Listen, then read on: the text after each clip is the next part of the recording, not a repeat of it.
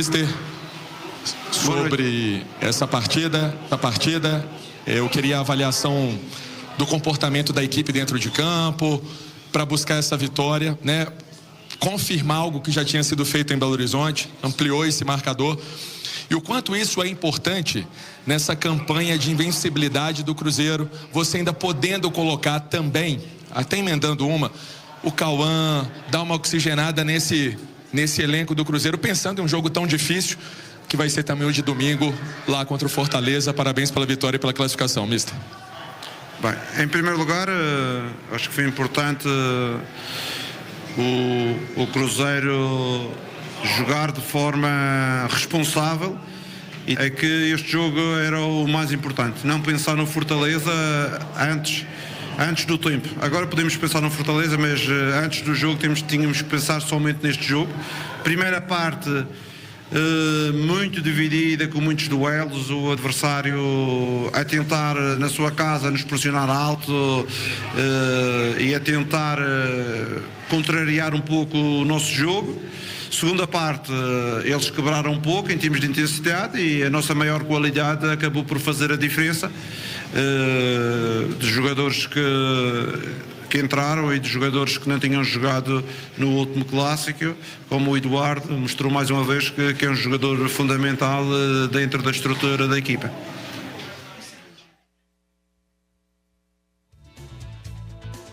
Convinha era fechar a porta, o Poreiro está um bom. Para continuar a entrevista do... Vai continuar agora. O Jardim, aqui, o Cruzeiro vem nessa sequência muito positiva, e o jogo, quando a gente pega o placar, parece que é um placar que é muito fácil, né? O Cruzeiro lutou muito para construir esse placar, e com um time que teve quase força máxima. Eu queria saber da sua decisão de encarar um jogo importante como esse para seguir também nessa sequência positiva, até porque não tinha nada ganho antes de entrar em campo, né? Tinha uma vantagem importante e todo mundo mostrou seriedade e sai daqui com uma grande classificação.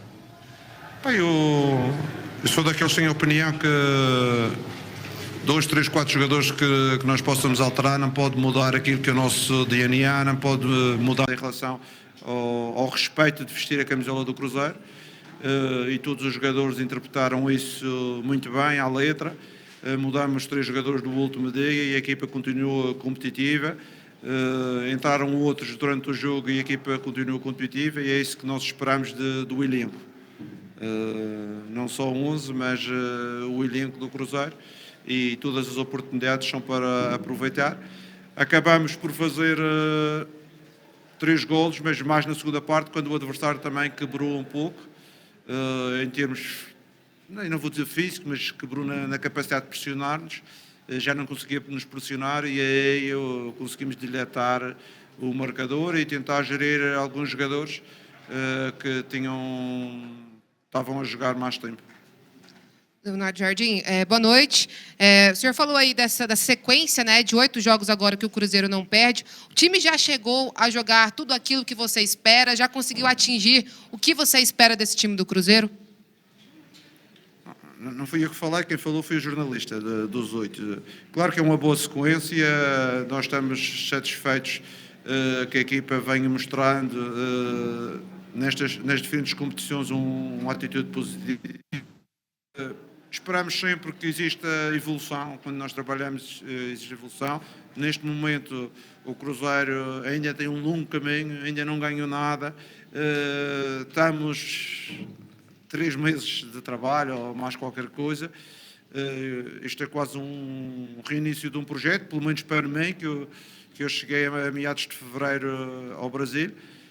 E eu acredito que vamos progredir. Os próprios jogadores cada vez mais conhecem as nossas ideias, as ideias da equipa técnica, a forma de trabalhar, e estão a evoluir. Hoje em dia, para mim, é mais difícil de fazer equipa do que há um mês atrás, porque, volto a referir, que jogadores que têm entrado, alguns deles têm mostrado competência para, possivelmente, numas falhas de outros jogadores jogarem. Mister, quando o Eduardo entrava no Cruzeiro há uns jogos, ali no início da temporada, havia muita crítica em relação ao jogador, que não era aquele jogador do Botafogo.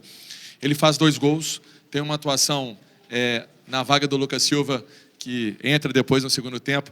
Eu queria que você falasse um pouquinho desse atleta, que pelo que a gente vê no dia a dia, né, outros também, mas esse eu peguei esse recorte, porque mostra muita concentração, muita aplicação, pelo menos entra sempre muito concentrado no jogo. O que dá para falar do Eduardo? Olha, eu vou ser sincero, o Eduardo quando eu cheguei cá, era um dos jogadores que eu conhecia melhor. Além do Mateus, eu conhecia muito bem o Eduardo, esteve em Portugal, no Porto, ele passou também no Médio Oriente, em 2 equipas que eu trabalhei, no Shabab Ali, no Al Hilal, e com ele eu não tinha dúvidas que ele ia nos acrescentar, jogando de início, ao entrar no jogo. É um jogador competente, é um jogador que é um profissional a 200%, não é só a 100%, é a 200%, e tem muita qualidade. Não é por acaso que ele teve 2 anos agora no Botafogo e conseguiu ganhar títulos, esteve no Al Hilal, ganhou títulos, esteve no Shabab, conseguiu fazer também boas competições, esteve início também ao lado do Mónaco e era um jogador que eu acompanhava, por isso nunca tive dúvidas em relação a ele. Ele só está a provar aquilo que ele é como profissional e como jogador. Ô Jardim, hoje você trouxe Mateus, Gabi e Caio juntos. Muita criação ali na frente. O Mateus participando muito do jogo, ajudando também. O Gabigol voltando, o Caio não precisa nem falar. Talvez se tivesse aproveitado ali mais oportunidade, já tinha definido antes. Como que foi a definição para esses 3 jogarem juntos e o que aconteceu aqui? Se te agradou e se pode repetir mais vezes? Não, nós entramos com uma estrutura um pouco diferente do habitual, mais com um 4-3-3, com os 3 jogadores da frente a ter alguma mobilidade, e pronto, com certeza que perdemos em algumas situações de pressão, ganhamos em criatividade. Isto é tudo um equilíbrio, não é? E eu, como treinador, tenho que gerir esse equilíbrio. Porventura preciso de mais criatividade, porventura preciso de mais capacidade de pressão para o adversário não jogar. Por isso é que vemos talvez uma primeira parte que não conseguimos ser tão pressionantes, o adversário a ter uma melhor resposta, uma segunda parte com o jogo mais lento e com a intensidade mais baixa, nós conseguimos ter uma performance mais elevada e acabamos por ser dominantes. Por isso são soluções dentro do efetivo que nós temos que gerir. Eu digo-vos que conto com todos os jogadores, nunca vim publicamente nem interiormente do clube dizer que não conto com os jogadores.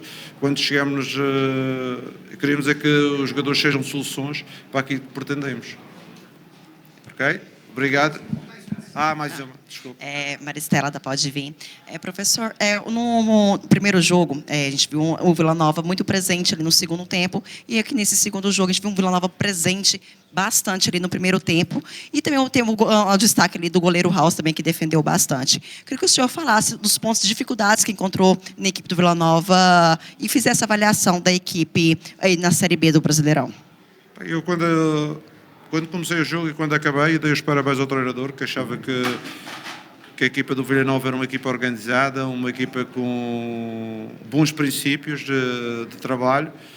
Dei esses parabéns a ele. Com certeza que ele estrategicamente procurou neste jogo fazer uma pressão mais alta e depois pagou a fatura na segunda parte, porque a equipa não tinha capacidade de fazer os 2 paredes com esse tipo de atitudes, mas ele arriscou. Acho que ele jogou bem as cartas, tentar nos pressionar na primeira parte, a procurar um golo para abrir a eliminatória. Acabou por não conseguir. A segunda parte, como disse, pagou a fatura dessa capacidade, dessa pressão inicial, e acabou por sofrer 3 golos. Mas é uma equipa que eu vejo que tem princípios, é organizada, e ele está de parabéns. Obrigado a vocês.